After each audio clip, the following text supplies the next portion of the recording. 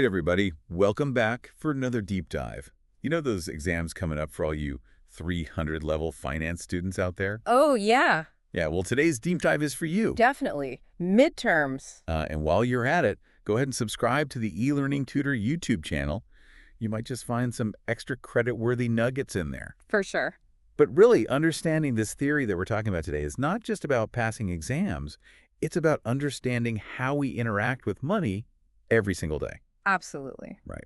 So we're diving into the classical theory of money demand today. Love it. We're going to be looking at the assumptions, the implications, the criticism. That's good. We'll even expose a few cracks in the foundation. Awesome. Let's do it. But first, what is the classical theory of the demand for money? Well, the classical theory of money demand, it's basically trying to explain why people hold money.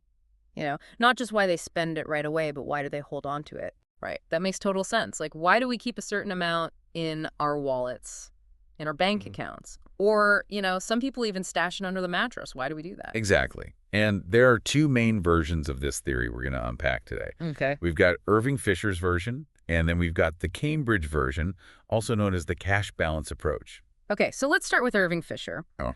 What was his take on this whole money demand thing?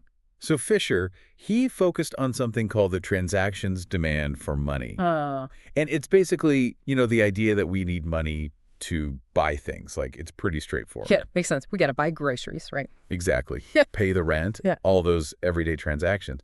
And he came up with this very famous equation. Have you heard of the equation of exchange? MVPT. Yes, that's the one. It's like every econ student's, nightmare. It's burned into my memory. But to be honest, I don't know if I could explain it off the top of my head. Well, let's break it down then. M stands for the money supply.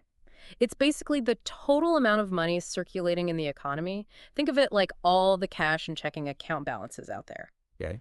V is the velocity of money, which is how many times, on average, a dollar is spent in a given period of time. So, if I use $1 to buy coffee, and then the coffee shop owner uses that same dollar to buy milk, that dollar has a velocity of 2. Exactly, you got it. Now, P, that's the price level. It's Yeah. basically the average price of goods and services in the economy. Okay. And finally, T represents the total number of transactions happening in the economy. Like every time someone buys something. So, every cup of coffee, every haircut, every book purchase, that all adds up to T. Yep, you got it. So the equation, MVPT, it's basically saying that the total amount of spending in the economy, which is M times V, has to equal the total value of all the goods and services sold, which is P times T. Okay, I see. So it's like a balancing act. The money spent has to equal the value of what's sold. Precisely. And Fisher argued that the main reason we hold money is for these transactions. Like, we need to have cash on hand to buy stuff. So the more transactions we make, the more money we're going to want to hold. Right. It's like, if I know I'm going to be buying a bunch of things this week, I'm going to make sure I have enough cash in my wallet. Exactly. It's pretty intuitive. But there's another perspective we need to consider here. Okay, lay it on me. What's the other side of the coin? Okay. So we've got the Cambridge version of the theory, or the cash balance approach. And these guys, they took a slightly different angle. They focused on the individual's desire to hold a certain amount of cash based on a bunch of factors. So it's not just about buying things. It's about feeling financially secure, It's right? like a comfort zone. So they looked at things like income level, right? If you earn a lot, you might feel comfortable holding more cash. They also looked at how easy it is to access your money, like are there ATMs everywhere? Can you easily withdraw cash from your bank? And then they even looked at psychological factors like people's risk aversion. Some people just feel more comfortable having a certain amount of cash on hand, just in case. Right. It's like that rainy day fund, right? Exactly. So the Cambridge approach basically says that people want to hold a balance of cash that reflects their individual circumstances and preferences. Okay, that makes sense. So we've got Fisher focusing on transactions and the Cambridge crew focusing on this whole cash balance idea.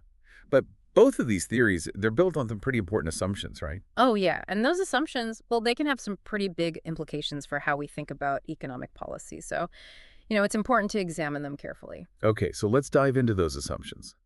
What are some of the key ones, and how well do they hold up in the real world? Okay, so let's start with Fisher. He assumed that the velocity of money is relatively stable. Like, it doesn't change drastically from one period to the next. Think of it like a car cruising at a steady speed on the highway.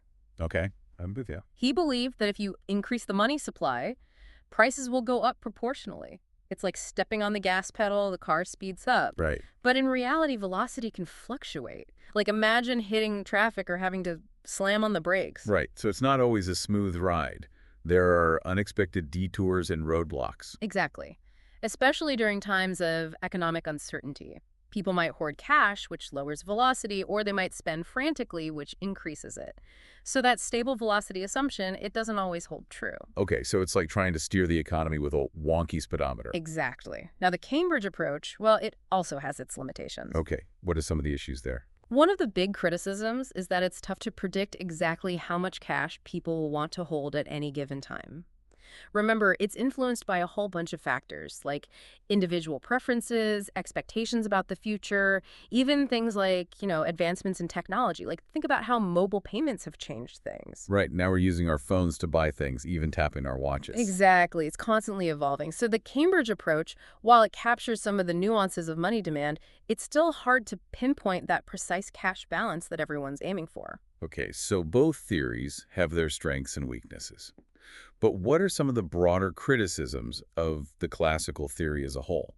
Well, one of the big ones is that it doesn't fully account for the role of speculation. Okay, speculation. That sounds interesting. Right. So in the real world, people hold money not just for transactions or for security, but also as a way to potentially profit from changes in asset prices.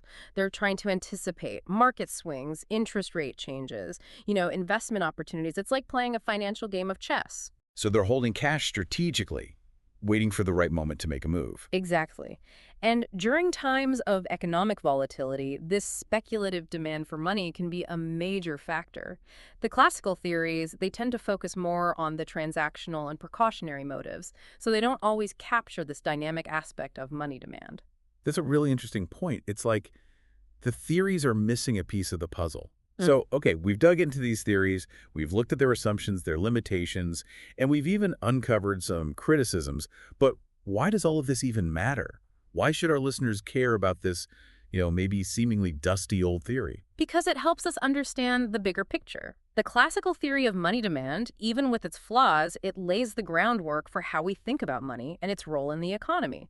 It helps us understand concepts like inflation, interest rates, and monetary policy. Okay, so it's like a foundation. It's where everything starts. Exactly. And by understanding its limitations, we can develop more sophisticated models and policies that better reflect the complexities of the real world. Right. It's all about progress, right? Yeah. Building on what we know and refining our understanding. So to wrap things up, what's the one key takeaway you want our listeners to walk away with today?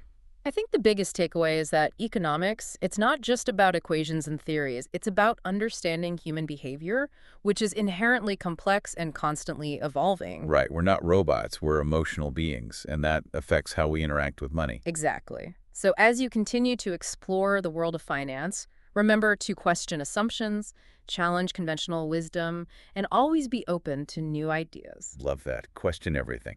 All right, for those of you prepping for midterms, I have a final thought-provoking question for you. Yeah. How might the rise of digital currencies like Bitcoin and the increasing speed of financial transactions change the way we think about money demand? Ooh, that's a great question. It's something to really ponder. The financial landscape is changing rapidly, and these new technologies are going to challenge a lot of our traditional assumptions. Absolutely. And it'll be interesting to see how these theories adapt and evolve to keep pace with these changes. All right, folks, that's a wrap for today's deep dive. Thanks for joining us. And don't forget to check out the eLearning Tutor YouTube channel for more economic insights. Until next time, keep those brains buzzing. See ya. Bye.